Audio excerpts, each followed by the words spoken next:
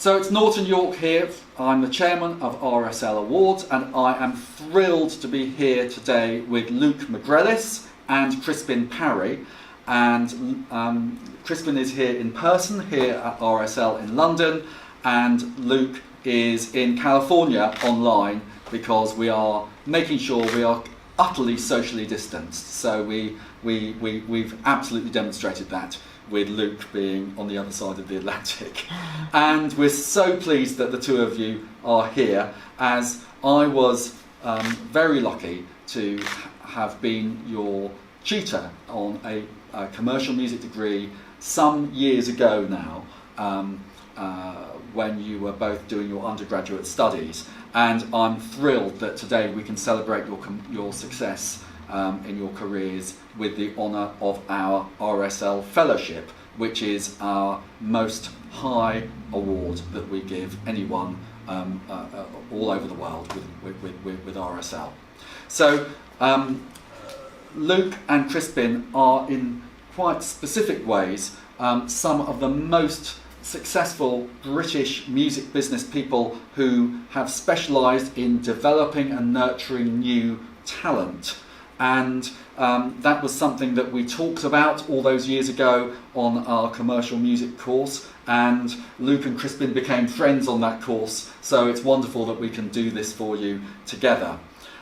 Luke has developed an amazing career in large corporations, guiding and helping the global success of artists such as Ed Sheeran, who's also another RSL alumnus, and as well as Sam Smith, and more recently Billie Eilish, and he's now Vice President for A&R at the Universal Music Publishing Group in LA.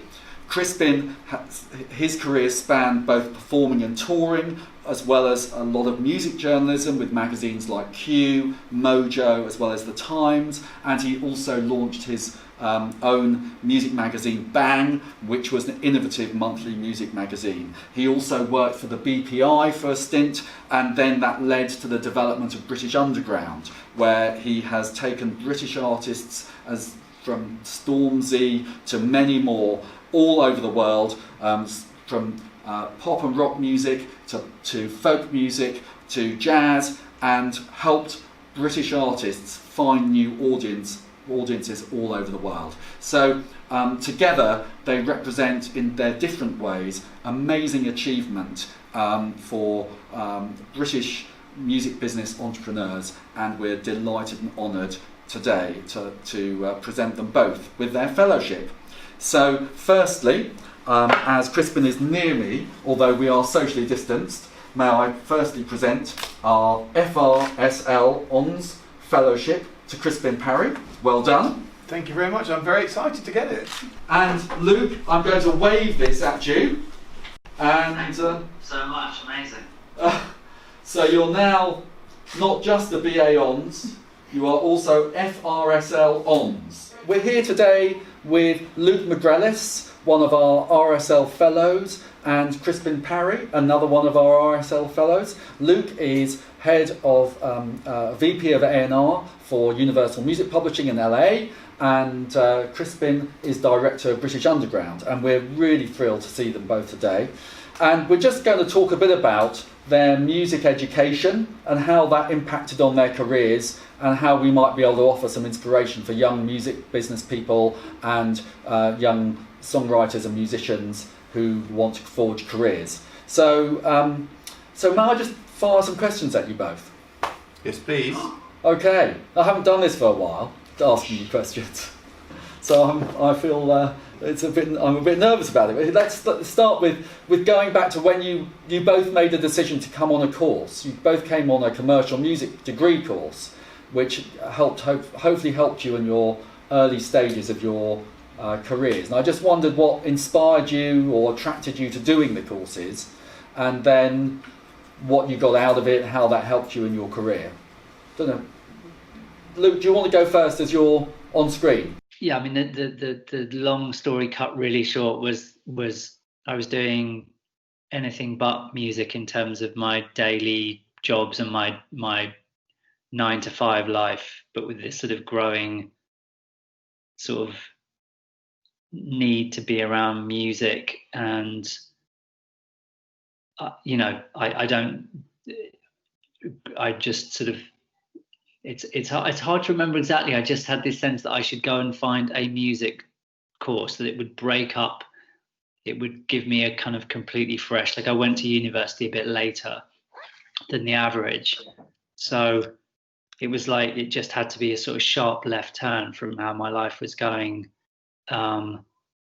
And yeah, Crispin's probably got a much clearer memory of finding the right course and analysing where in the country. I just remember I came across Westminster very quickly, I think, and it just really appealed to me. And maybe you could tell us a bit more about what you did on the course. And you got involved in talking to people in the music business a lot on the course. Yeah, because I think going. Actually, what happened on the course was I realised that I didn't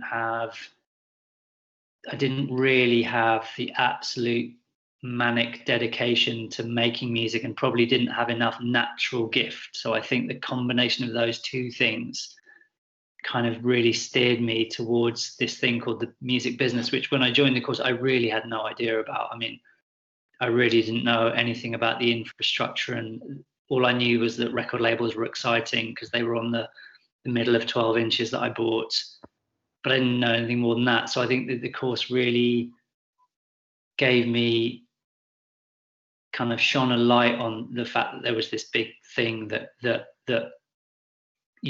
enabled music to come out, and that I would be better suited trying to look for a career in that space than I was being a producer or songwriter.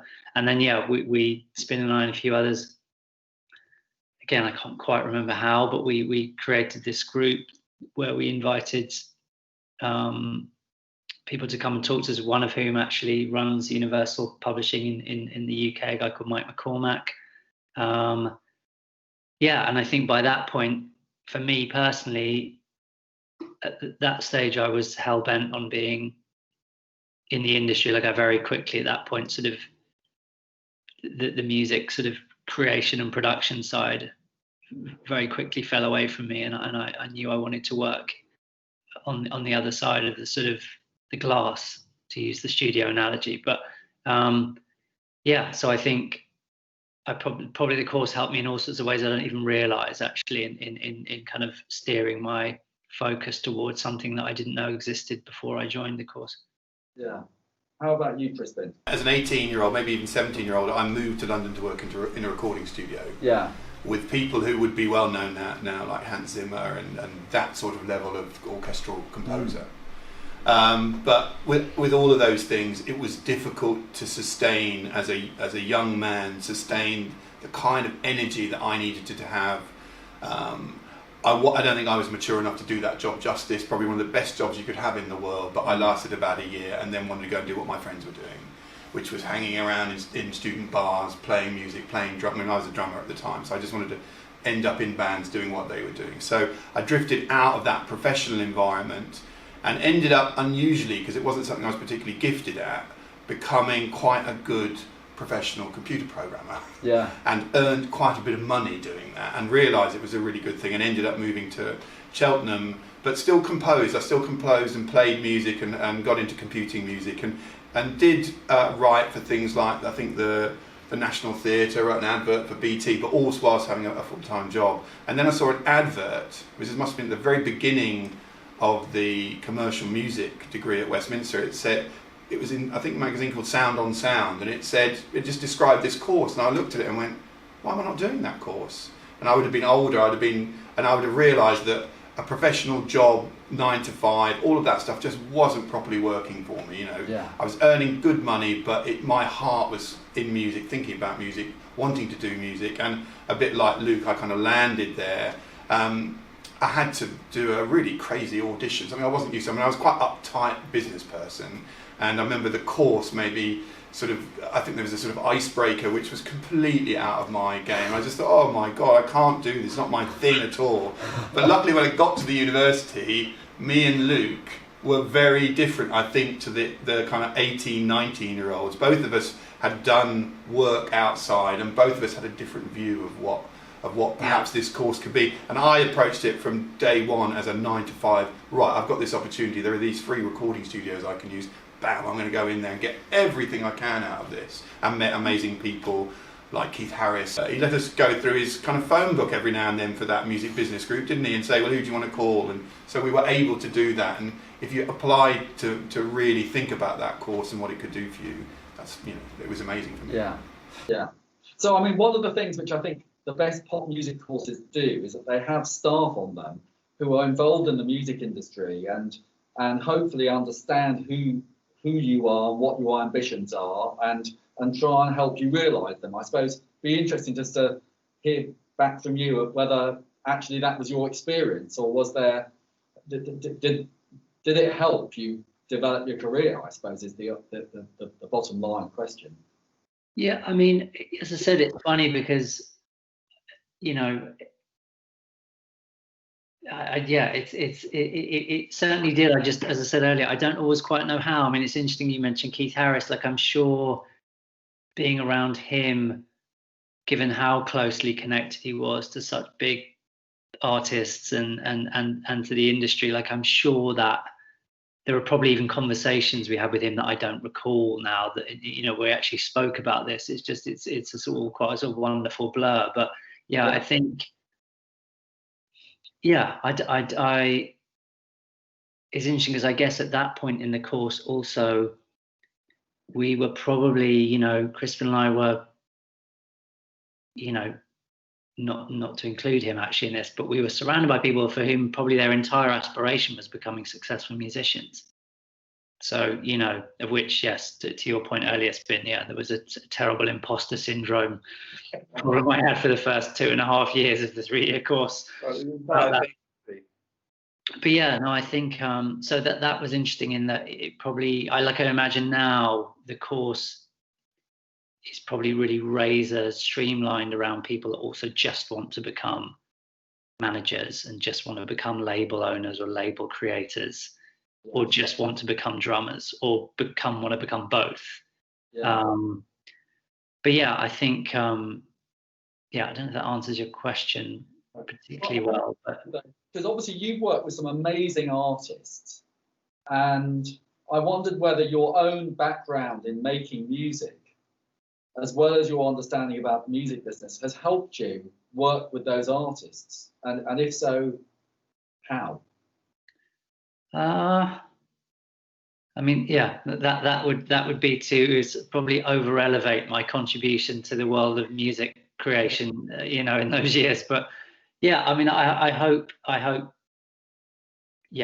maybe, I mean, you know, now that you posed the question, I hope that those hours I did spend in the studio and dragging my drum machine back and forth to Harrow every day gave me some ability to see the kind of dedication you need, the sort of single-mindedness you need, the appreciation that, yeah, in many ways you're sometimes very much on your own as a musician, trying to find the best part inside yourself that's going to resonate with people who don't know you at that moment in time, you know, the future fans. Do you remember, Luke, because Luke and I worked on a collaborative piece together, which seemed to take an age? Yeah. When that was mixed by the head of the studio, how transformative it was that we'd made that work. I found that extraordinary, that this work that we'd pieced together over time in the studio it was a long and rather laborious process. All of a sudden it was made into this, what felt like a work of art, when somebody else came over and sort of transformed our work into something else. I really remember that moment. So what I wanted to ask you both was about giving advice to youngsters who are trying to come through now, because you're both well established in your careers.